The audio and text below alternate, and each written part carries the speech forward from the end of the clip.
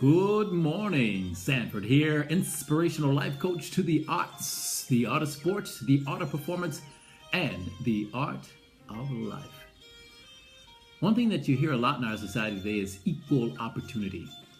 Well, it is my belief that we do not have equal opportunity. Because if we had equal opportunity, we'd all reach our goals, our dreams, our passions yesterday. But we don't. We don't all have equal opportunities. We don't have the same opportunities as everyone else. Each of us have our opportunities that are presented to us. So my question is are you taking advantage of your opportunities? You also hear phrases like, good things come to those who wait. I believe that patience is great, but I believe if you're waiting for a sign to be better than you were yesterday, you're just kidding yourself. You're bamboozling yourself. You're flim-flamming yourself. Some of us are waiting for this sign to drop out of the sky, for somebody to tap us on the shoulder, for someone to say, hey, I noticed that you're talented and that you got these special gifts. I'm going to give you this opportunity. That is a 1 percentile chance of that happening in this society. And a lot of times if that occurs, we don't appreciate it. We don't value the strength of having to suffer. We don't value the strength of having the challenges. We don't value the power that is given to us in the endurance and the self-discipline if we don't have to work for it in a number of different ways. There isn't one answer to finding the success that your life is meant to encompass.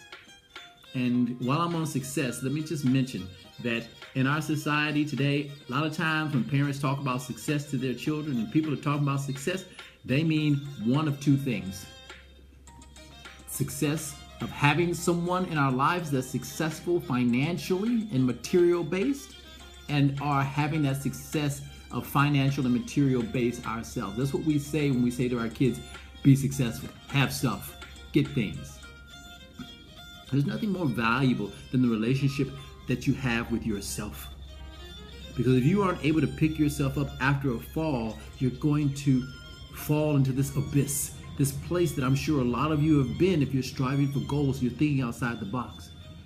Also, the relationship you have with people. I was talking to my sister this morning, and we were talking about if people are being forthright with you and telling you up front about what's going on for them, how they feel. Not necessarily how they feel about you, but how they feel about themselves when they're around you.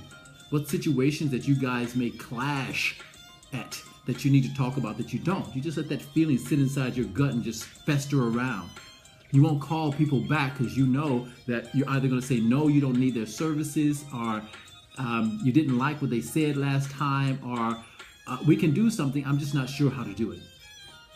Those relationships are invaluable. That's the wealth. That's the success. And then the big thing, the field that I'm in, is the relationship we have with your kids, the relationship we have with our youth. Our youth and our children are constantly watching us. They may not listen to us. Yes, sometimes it seems like we're talking to a brick wall, but they're not necessarily going to listen to us. They're gonna have that resistance, that fight back, because that's how we're all built. We don't like to be told what to do. We observe what to do most of the time. But the truest leader understands that if someone takes the time to tell them how they're feeling, or to give them a direction, then the truest leader understands the importance of that person taking their time to do so. There must be something in that. And on a final note, it's important to listen to those people that are sometimes your haters, or those people that you feel don't like you and that you may not like, because there is something in that. Okay? They may give you an insight that the people who are closest to you may not give you, because they're afraid to be forward, frank, and honest, because they don't want to be disliked or offend you. We can't be offended unless we want to be. No one makes us feel anything.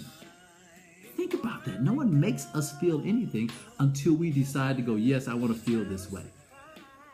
But sometimes those people that are against you, quote unquote against you, or that are your enemies, quote unquote your enemies, they may tell you something that you really need to know. That's something that's really valuable. But also, It's a way to get some insight on perhaps how you're viewing the world.